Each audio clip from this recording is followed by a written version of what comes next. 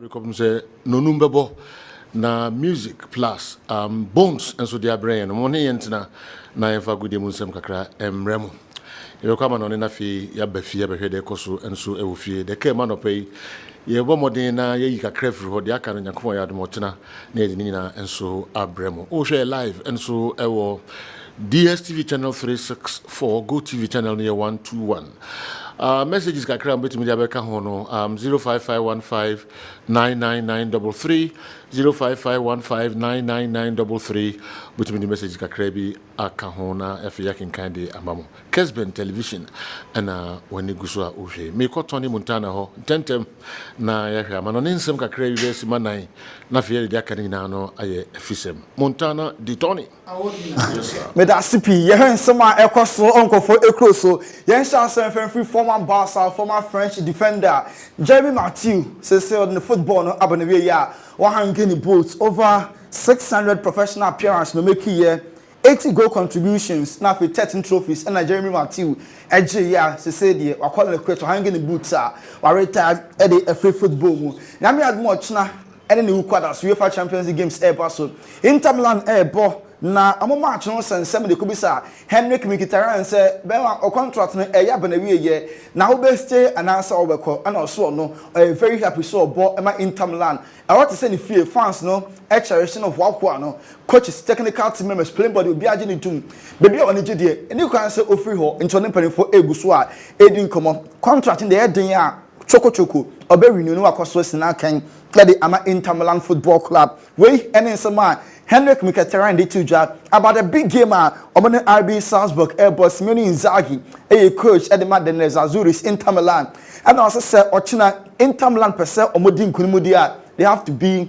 a warm maximum so Moka said omo a blow hot and cold omo ya there no one switch off no matter on and off a bad day pass Ochina match no omo betimi edin kunimti match na match ehu pa je somo yire omo ho ebom ho modern chain omo previous games and Inter Milan Football Club and so etimi edin kunim Max Allegri Juventus omo manager eno ada na o chi AC Milan yam ho adwuma e ka ba ko a AC Milan team anti e was San Siro o si omo se eno a Juventus kunim nanso still ye kan favorite omo ba league na Juventus omo enka ho last year ya Napoli energy the defending champions just last year. Now Inter Milan about the finals of the UEFA Champions League. Inter clubs are favorite Scudetto no mabejia.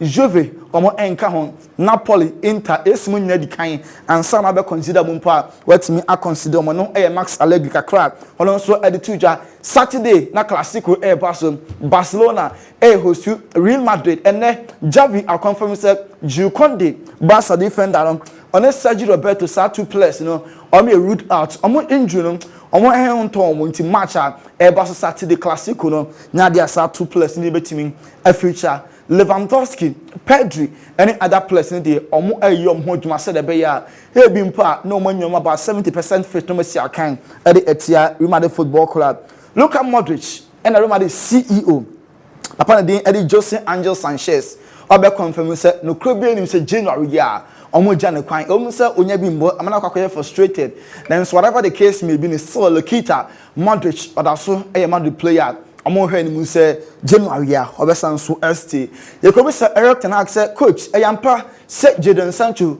oba opamo no yi ni fitim kakra no Osaba na ano say there be o Jadon Sancho onyamba yo nemo Sergio Reguilon left back no ko fan from Tottenham on loan no ono bom ene ya available at Champions League no ono and so ebetimi asia kan ebisa Eric Ten Hag say Rasmus Holland on ko share the former club na game wey so and also ogidi pass Holland confo bonus boss oba United from Atlanta no ontimi enhie goals p na so with time goals no dey ebetimi aflo papa we and nsema Eric Ten Hag Man United manager no ono enso etimi ede atudwa yento so other stories dia yenwam Chelsea for and so asweye na only say Chelsea on any Arsenal match ni koye den ni mo match ni ekowie draw 8-2 Chelsea lead here 2 goals and sana omo Arsenal for betika one player the modern so ni season we Conor Gallagher also on abi person proven for wrong abi bian for ka say oh Chelsea team we dey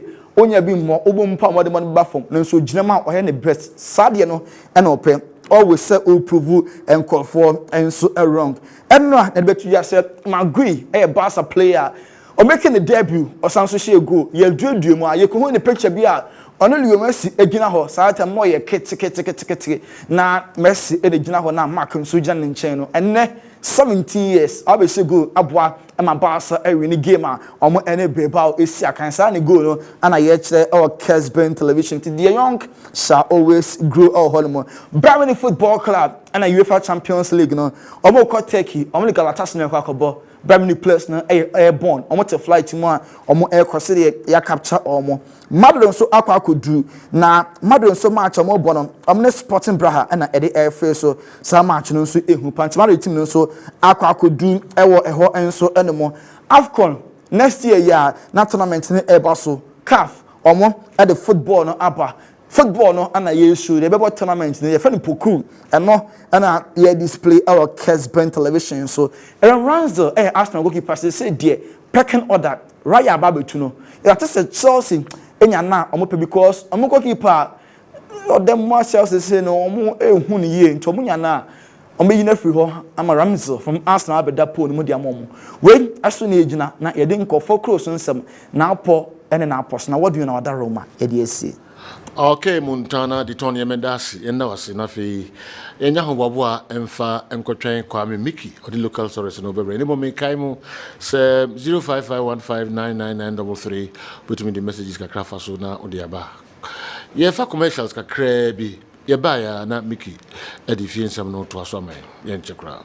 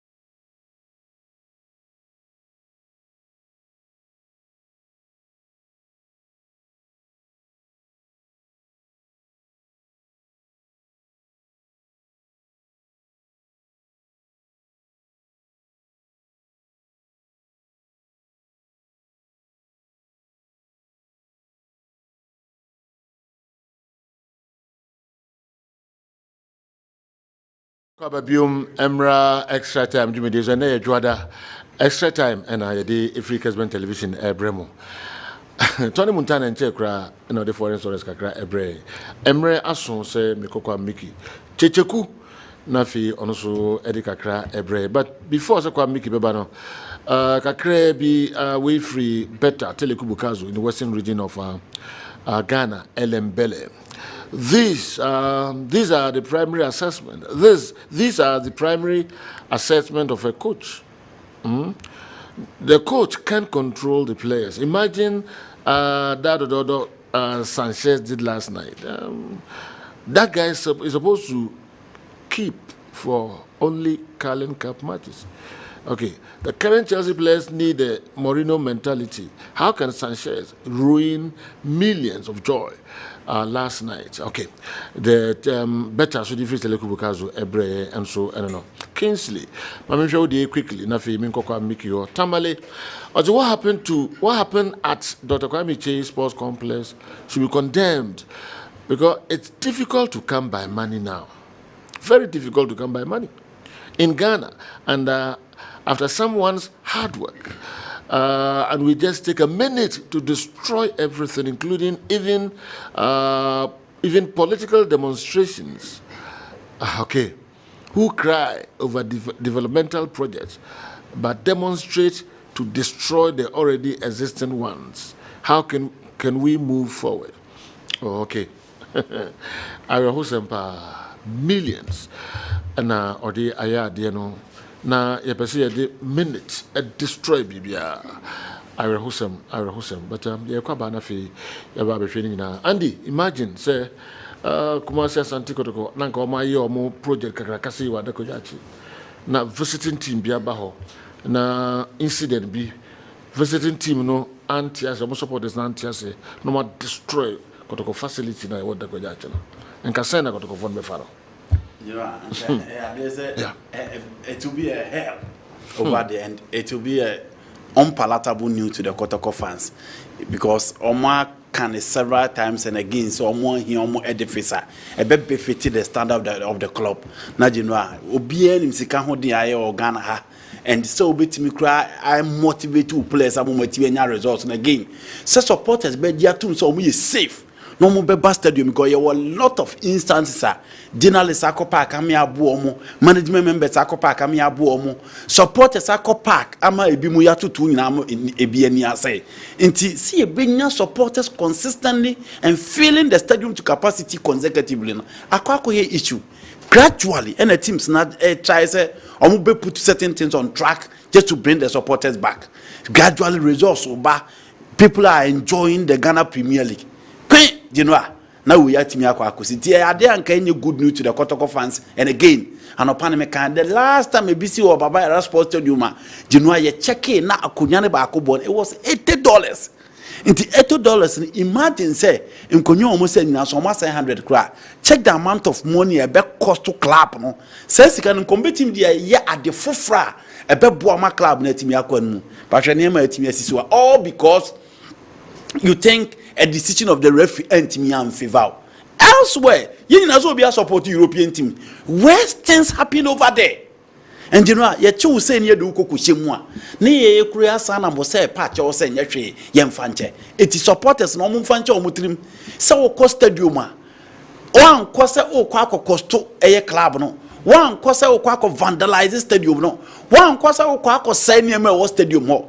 But ye nyina see a best stadium home na ye game na ye fe na etimi attractive other fans etimi attractive other sponsors amo maba no maba be sponsor ye league no other teams no enunti na ye hwe referee decision je no ebetimi akoyi your favor World Cup finals UEFA Champions League stages CAF Champions League stages results etimi kotie obi just because of a poor officiating. For me the referee wasn't poor, but you know the man here yan say even when referee no ni lazy asane na all boni lazy ne pornocra na supported too so ne bottles about referee so all because they think that will delay game no nti enya dey say the best and going for it.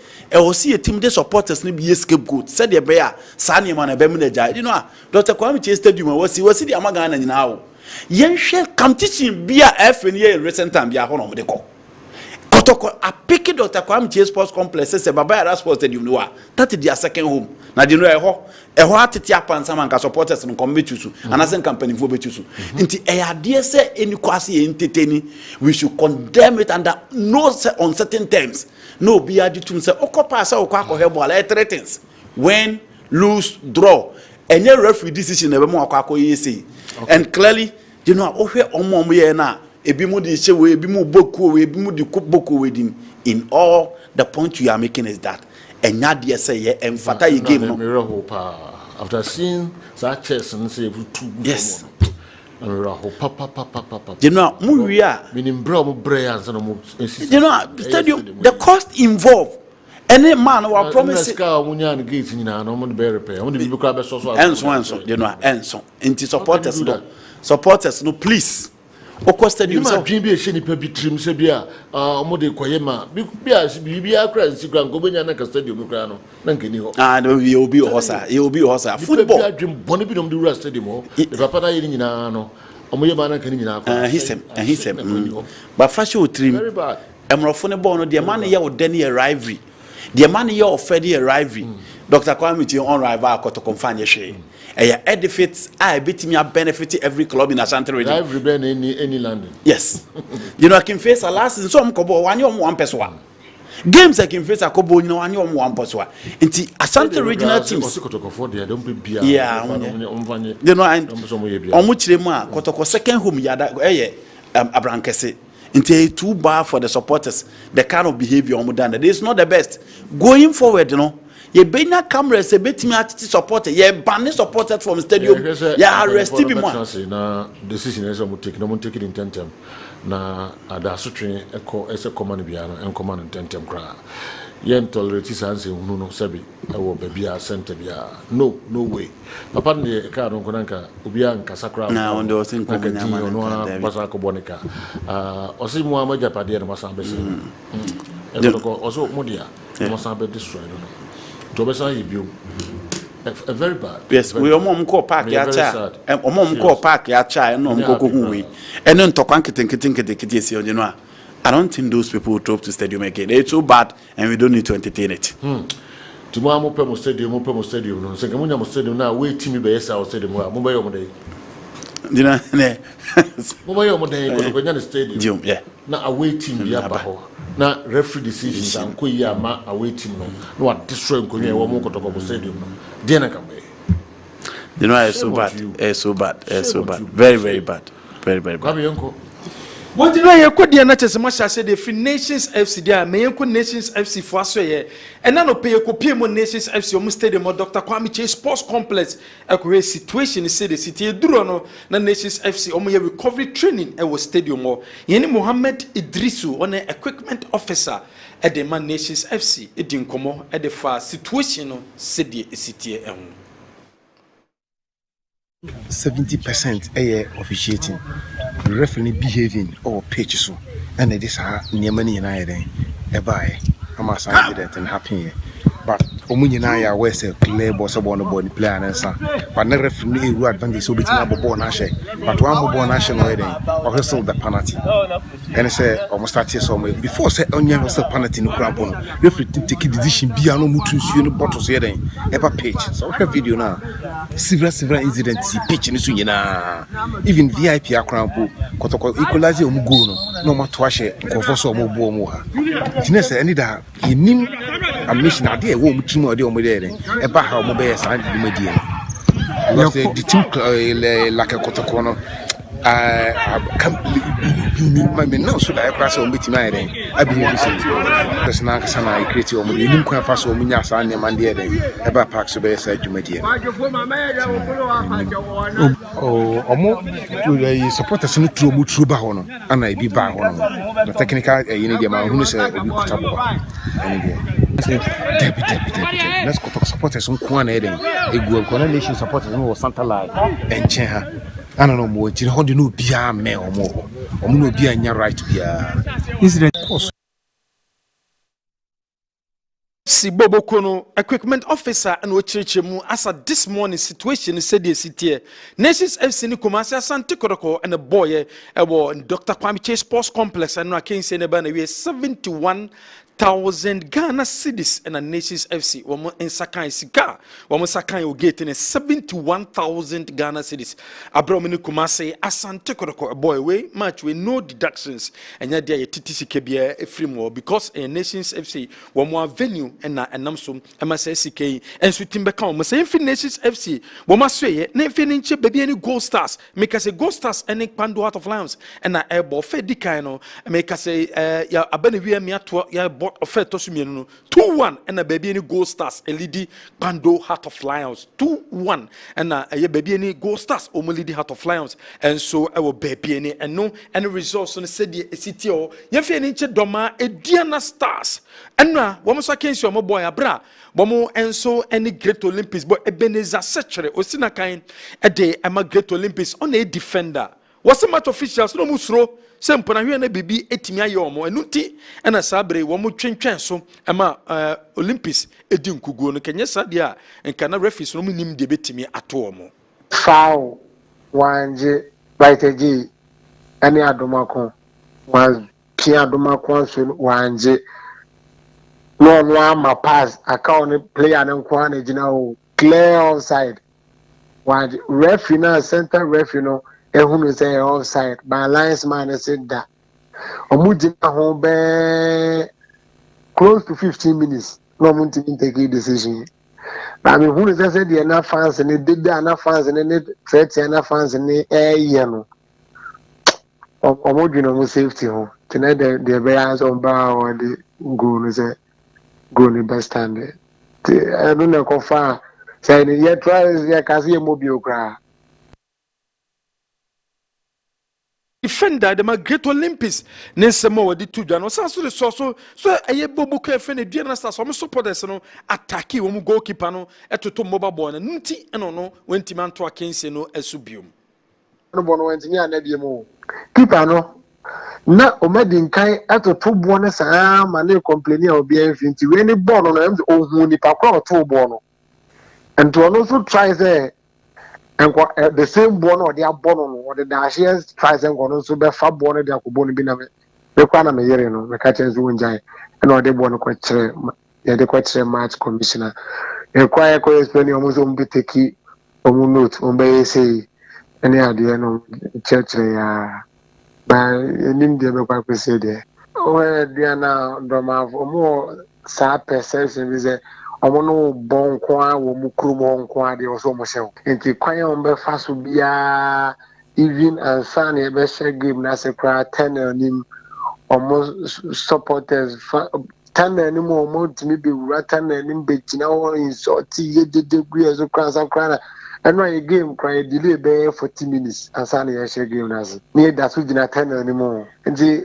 enye se bibi no bi na koye bibi Olympics play bi na koye David ya dia omo yese by force won be say omo se ye na se bonto net no enti kwan bi o me fa so a on be say bi on be say omo kan sa kire o 10 no omo supporters no ansana ya ko park no so and officiating some so I know the investment can was be pay by also revision so me sure say more now so ya no mo so safety ho hia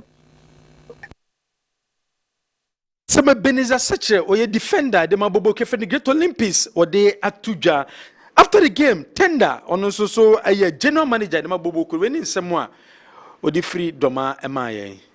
Sure, in so no high kakra. Was goal, it was again the run of play, but it was a goal of excellence. It was a classic goal. But the players determined, yeah, me at 10 things around. Getting 3-1, I think the true reflection. Olympics, I remember that Lamomo, you show me homo, maybe we should be on the show. Into beating Olympics, the music continues. Most of my boy was 3 goals in the target, league. I was doing another starting league, we always go for the ultimate. Your away matches in there, you try to go back to the drawing board. And there are some mistakes, need to win away matches. And I think this will be the beginning of turning things around. Sana a few league now, because I about 6 months. Sana a few league now. Ocean League now. But for car, it's what mind. What is they are doing well? The blue teams and they became every power. But all that I'm praying for is Yamo League in now 5 teams now region Yaka League now back on Etmaja League Mr. Techia tender or no a general manager the Mabobo Kefe Diana Stars on also nsema wodi etujan ye trust other stories by yemfeni and so enchere a match course so our theater of dreams oni bia Mediama Sporting Club omo Champions League omo so kopia Mfred Domon e coach e de Mabobo Kefe no dreams was a difficult game ye papa and a boy against Mediama knew beforehand that this game will be very, very difficult, well stretched, because we are playing against the defending champions. We have a lot of respect for them. But we also set up the team to play more on the front foot, because in our last 3 games, we've not been scoring and we've been conceding. We had a deficit of 3 goals, so we have to make sure we win this game to change the fortune so far as the Ghana Premier League is concerned.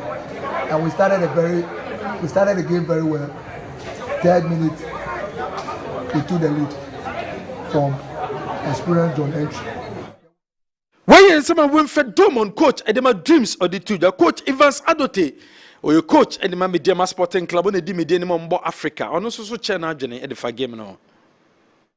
Basabase Babet, thank God say Bibia sanitary prevailing medical board Dreams Abaso. Dreams losing 2-0 the other time, last game no. Not coming home against Media Mayenso, Obia any sign no. I saw it say it was going to be a tough encounter. We were unfortunate to go down a goal. We also conceded goal, but thank God say we fought back and then reduced the deficit. Names a course Theatre of Dreams coach Edema Media Sporting Club odi media menim abra womo ebo CAF Champions League no nsemo de tuja inso atramain womo so ene Bobo Kefele City sakese no ekoso Pakwesi Feben we coach Edema Bobo Kefele City also mo consider stupid goal 7 previous we considered a very stupid goal very early in the game. And that brought a disjointed game. So we'll go back to the drawing board and see what we want to do and we'll correct them. Feben odi tuja abra game no enso ba na wie maso kura do see coach eni man so atremai on so che na agede de fa game wanra wo mo so eboye no. It was a very difficult game. As we saw, they have some technically good players. I mean, they were swinging their passes together, but the new system we have adopted is really helping us. We kept the defenders at bay and didn't give them the breathing space. That is how come we were able to force 2 goals past their goalkeeper. But having said that, they also at least played some good football. Yeah, but we were more purposeful up front and we took our chances. Though we couldn't take all, but 2 goals in 90 minutes is not that bad. So we are very happy to win the. When your coach Maso Kuredu Nensema wadi tujan has a work coach Koopman on so say we won't has a work goal scoring no and a problem goal scoring there a problem ye papa at the Mahas. And take every time what we did the 14 days now before this match, every time to come in the box and from up behind to build up in the midfield on the wingers and the strikers. We did a very good job, but we wait for the goal and that's what we need. Sure, I'm very happy for him.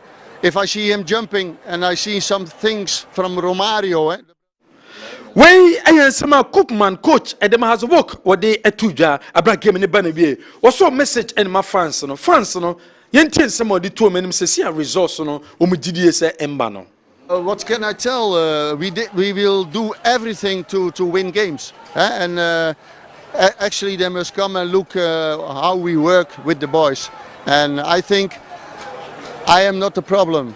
And also not the players, they give everything, but we need experience and we need actually a goal, and then we step over the problem. So no when your problem for us results on the place so musia kind and your problem no more experience in the bar results na one more penal one more ensabete makanti ti baby say has a work resource and your coach Koopman and account be my resource and boss there be or no and your problem no place no and so any problem no match also our Tamale Muhammad Sports Stadium after the game a bus police for bus and a coffin Bobo Kwa your friend Tanabo Fokam and you free stadium or and a bedroom quanchan and son of form of bus etibabe pimu I was sunya from Pom Manson H said ye is Sikoye. Well, yeah, we named the game a very difficult game because the atmosphere all they needed was a win. So we told our boys that it's going to be a very difficult game. So we are trying to set a friends of Westside in itself. And at home, I know they're also going to be strong. And then for me, we worked as a team, and then you could see we didn't want to concede. That was our first idea. So, and I think we worked hard for that point. It was one of our objectives to win or at least try. man so your coach and matano before kwa abro mukonya 1 point our way o hwe team na police for bus afọ mo akosi kwan so baby and some mo to aso team akofo mo bus ato aso no because I hwe no mo kofo mo bus and the problem and so ba Goldfields Ghana e to just 11th of March and na TNA Park no e be ready to hand over to the contractors, and as a contractors be hand over at Goldfields Ghana. And I'm Goldfields, we more than some trophy shimu eba, we must hold a balloon, some be brain among folk and the far woman Goldfields into quarter ebe or organizing some trophy for in shimu. Now sponsorship omo what Edema Mediama Sporting Club any TNA Park omo Edema community no e munche mu bia no na wo de atuja make us say stakeholders meeting ekoso Kumase Baba Yara conference oni nyina na fa e-ticket no next home game akotokobebo wo bo Kumase Baba Yara Sports Stadium wo gidi say kwan a ofa so so mutim nye sika no sika ne mba enu nti e-ticket no na edio mabro na so ama National Sports Authority afre meeting asesi make us say meeting no ekoso dendenden ewo Kumase Sports Team. General, yemfa few stories no yemfa NCA. Yemfa few stories no NCA na fe Newton Lati manager Tewa Hassan so and Andy Kem and so atrance na quickly yenhwe stories no emu kakra Ibrahim Suleiman Bamba and anyway if time Menji Eddie Abraham time. I think the downwardness of Kumasi Asante Kotoko and Hatchofok is a reflection of Ghana football. If we don't try to rebuild our football from the scratch, that is a cold level, we should forget about everything football in Ghana. Now there also the Abraham in Sisia, I don't know. Okay, Yenshe Bakubisu ewa ha quickly Didi. Mesaka also the no nafi Yenshe Komotri no ase. The reaction of Kumasi Asante Kotoko fans, some Kumasi Asante Kotoko fans yesterday was unacceptable and totally shameful. Dr. Kwame Che did his best for Kumasi Asante Kotoko, so he doesn't deserve this extreme display of hatred towards him yesterday. Why should people come so low by destroying property that he spent unquantifiable money to furnish? But the stadium Mid-Nation versus Asante Kotoko game looked so beautiful that one could easily one could easily liken it to any European League venue. Let's stop this practice and stop displaying foolhardiness in our activities. Didi, Akuman Senior High School, anyway, so bright. Newton wa ha sanso ena Andikem ewa ha Newton. As usual, my memory na yen share stories na. Oh, boss, me that's pa that's ne akonya ina. Ohene ba stories bebre ba ko mienu mi ensa bia me was so much interest how a football no ekosese no. So appalling say obefa sika na odi akọ ebia bi say u develop your adane area no a football city in its own. Na kakra okono enye wa financial muscle no na ebeko form ema obejai enye natural disaster bi na beba betwa fa project no so na besai ene wajai na mum obewie project no na ode the sporting project baba be so na o first season arguably the biggest club I wo kroma aba be hye woni monyam na ni monyam hye no general ohwo ne bako ya na ohwe woni ma na ebia sesei ebe disheartening ya pa the other day general na meka me be pa bo say hoyi na meka say businesses bebre wo kroma say no bebre nsa hye boase general hwe say Dr. Kwame Che so oyi ni woni botom say ofa ne he so ofa ne he hwe infrastructure e wo hoyi na sabe general o ka say o say no a emfaso bay e na obenya emfaso bay e na obenya but this is football. Fans na walk to koni nyina no say your fans ni but an iota of the fan base and sabe omokoye sa adwumadi ensa emfata. Now it goes on to ask further questions. Say your stadium security no general how good it is. Second na dia chie ka esesa abrankese se police station ho a omo report say oh enipa asumasi ni ensa ka omo for further investigation ti yentimi for mudi antudwa na emom ya so mumu general essential for to makoma beto moyem fan base for na ewo nations ebo team na chi edom no so ebeto wakoma beto moyem but say anti bia from the security point na ye kasa na ye tese dreams enemy de ma wantwi esiye ye tese bofo call north wantwi siye Olympics ekodoma wantwi siye general sebe ene ye stadium security no na say ene tie ye sa twen ahwe am yakọ May 9th bio anase we Andrew May 9th enana na wo fa asinti ye mfa ye ni nko ye twen say ebe double of it where you be hu say moja na drop it for me and send police for you mu api and send national service fire service for you mu api and send ambulance for you mu api the security department of games in the shop on sadon ye wie game mu a obo sika na china police for aba bejo mo the security no abejiko ambulance no abejiko fire service no abejiko general sika no aba bejo at the end of the day se BBC ne ya nya se sika no so faso a ya na e ma ya so twetwe kakra me who pictures be from Doma and Kay crack. I've seen some few she police car and momuna. My memosa police for no so abasopa. Or mobile job for coin moi, and my before my bass and my memo basso. But within the stadium, here the security seminar and the TV so I okay. What crave fiesta or quackable ball, Srimwa bar, every techima as Sunyan and a coye. All call or do one club, bus and a coye, which serves as an additive to the brand Bofono because almost a Bofono carry your more coy or money RT no quackable and the police come on bugu.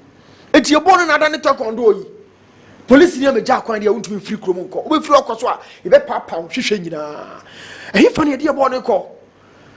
General, after May 9th, for a 2 no. It's the Mahama Kaya no cray and Chenny Refiasem and no cray. Is that how you pass who are born in the next coming years and every home team be no general at the end of the day our mentality be say oh semi winning it is a koyesa away team no so man home so oh am share baby na chesa akopai asese ba ko wakonya ntu a asese police atwobi police atwobi a asese moja gu form and anu ya the tuo e kan baba yara fan ba ko general lawyer safudu kuba ha ba kan yo so ono na agina mu for almost some time e fight ma fan no kwa konya sa doye no a sabi obi o twitro a oba betwi ebe ha stadium obo na ne akoma ebe de na ne aketu wetimi akofight but ebi na akosi abrankasi o ebi na asi doman ebi asi tamale ebi na asi dreams say na say football general ye no ana okay me point 2 general I the downfall of house folk ene kotoko no eno na afole amabia kan Ghana football no na de nipa ne kan de menene nya adwene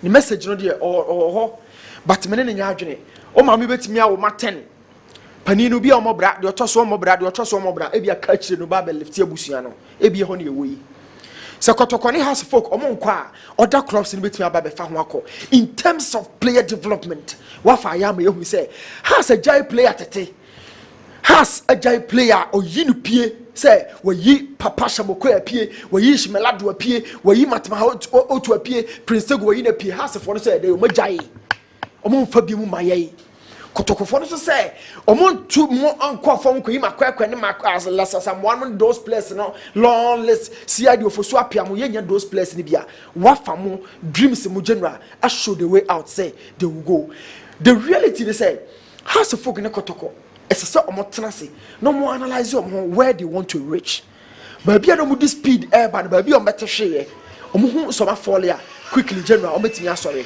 but a b no money ma omo say okotoko ne house no mate ahwe and o meda so da form no mo acha Ghana football ejina ne baby nko GFA for nim de so mo ye to bring back the country e be ba si baby ne football no ne eja no and a club football so general e ho no I think say o pe Argentina club bi say o pe so boni din kese across the world yeah bo club world cup yeah no mo nta ma kese Brazil yeah bo club world cup yeah no mo nta ma but my international team hwehwe so na hwe de omo Argentina for ne Brazil for no mo de be yo so country ne de si baby and a club football so baby ne mo empanifo no mienu no general o man je antum so mate ahwe I am not sure say o betimi asori amana yi general all right but me ko andi ho kakra na fi se bibia kema wasan de abansana ya peja yemu program yi extra time program yi this is Somo Adani Dankwa inside JJD Clothing Tema Community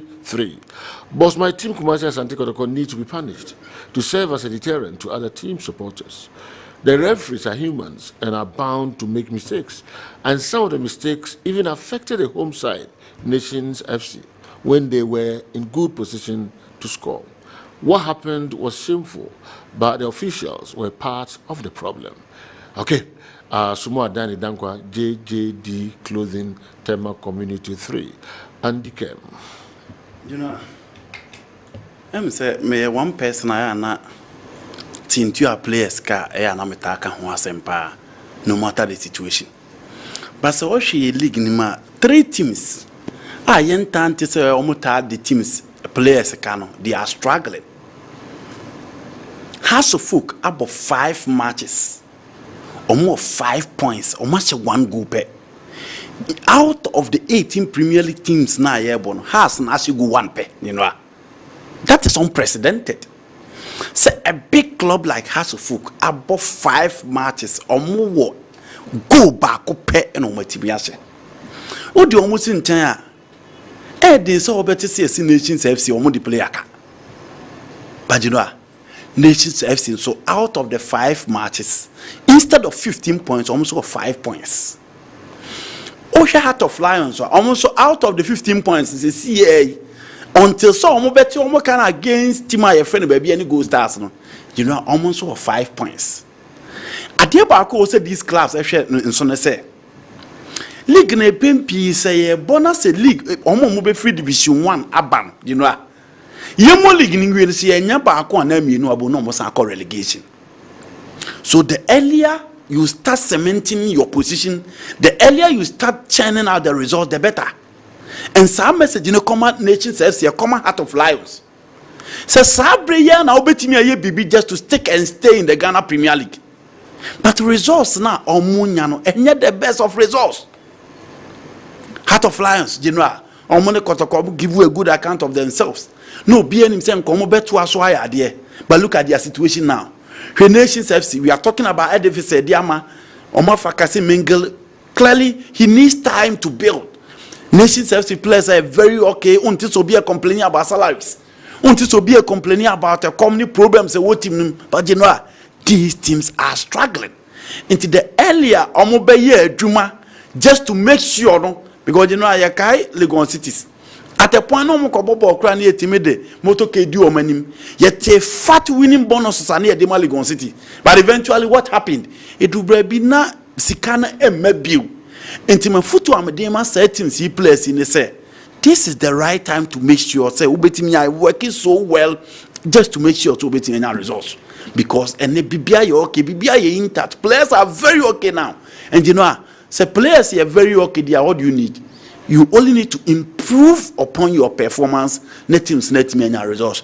But social performance here, Nations FC in Heart of Lions, out there, you know.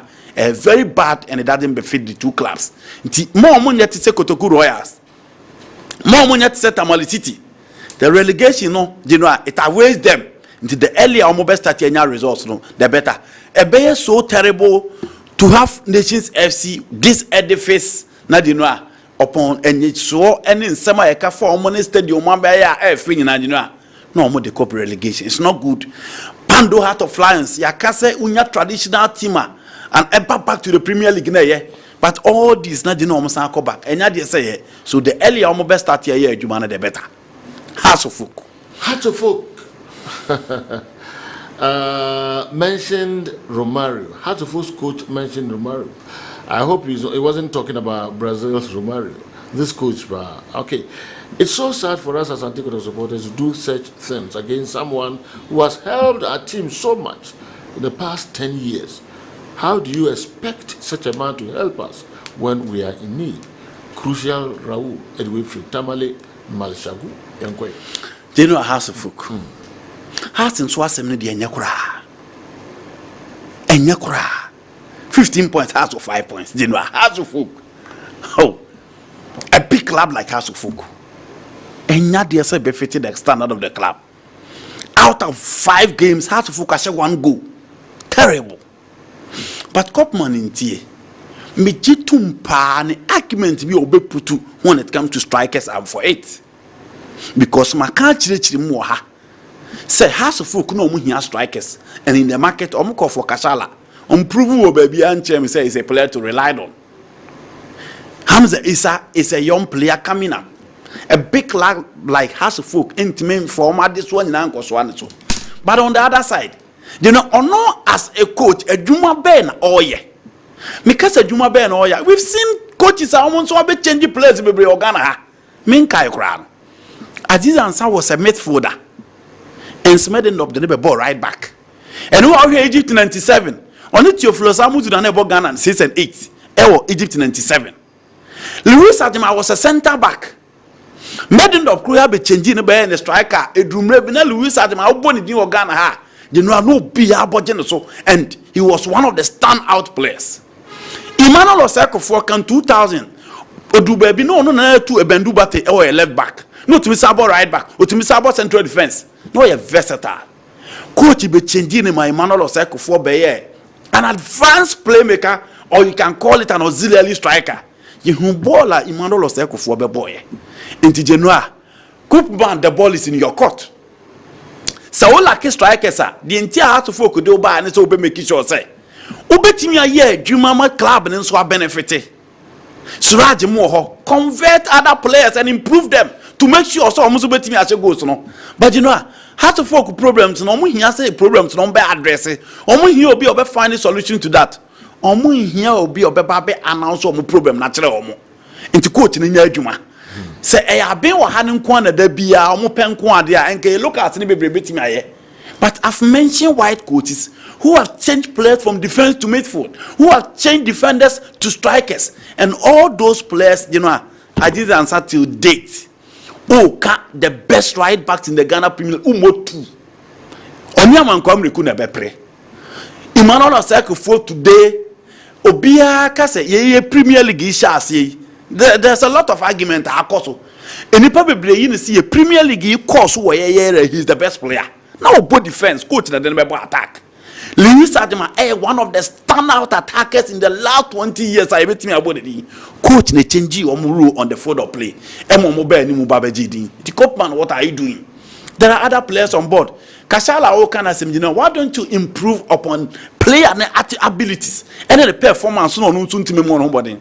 And until now, white man say, Omu probe, or Babaka problem at Romo Diadino, and Kahas on one extended and go all the way. And white coach and farmer into coach no near Juma Kasana Dawson.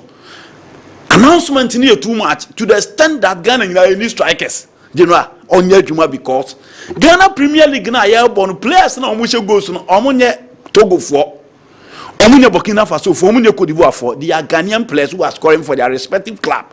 Into coach no near Juma because the situation of us folk now is not the best. Upon all the hype and it does so almost supporters before the commencement of the season in general.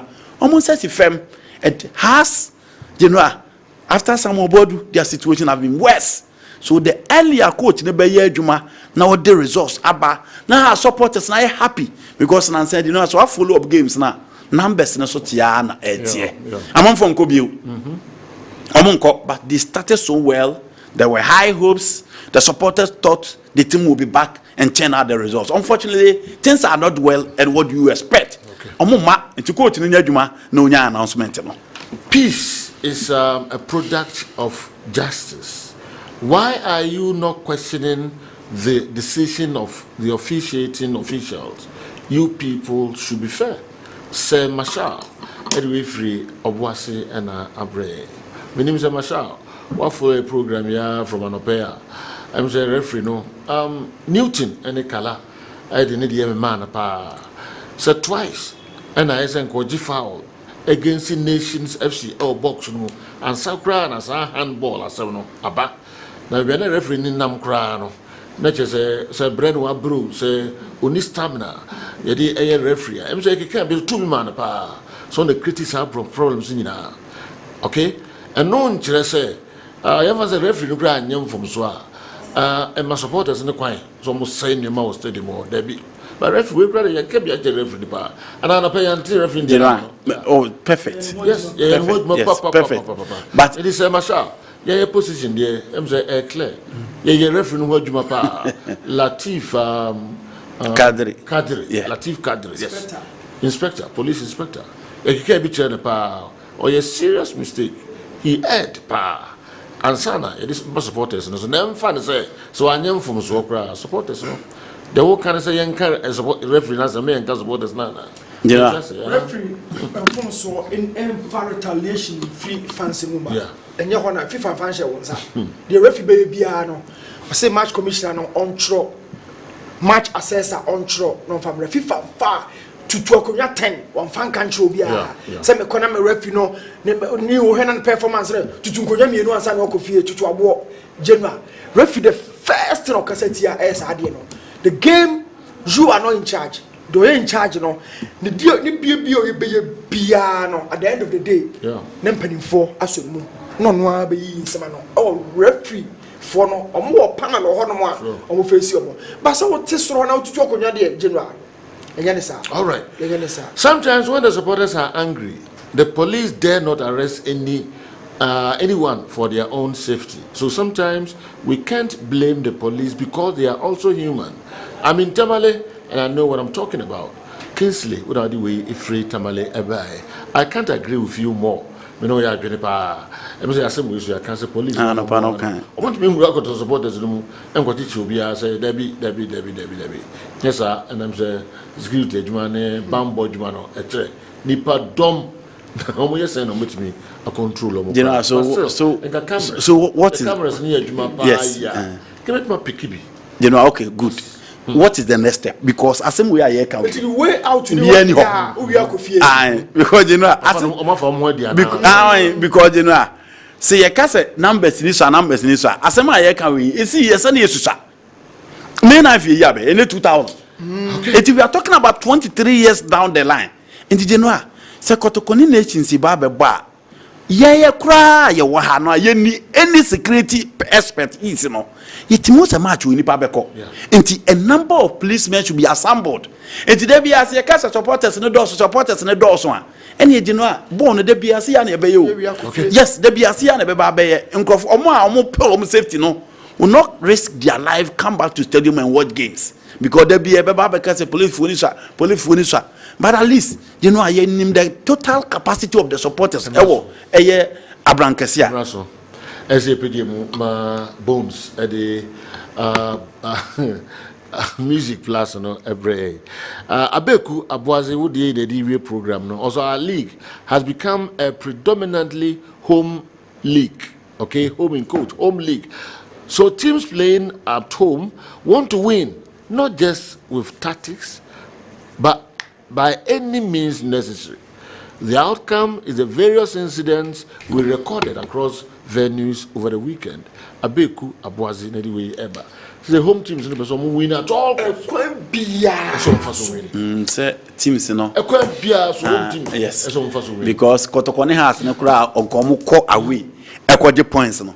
Or Mama who didn't away in a buffet. Just a home. In Cesadia and other teams not that the referee Namtana no more wouldn't be no Papa BB.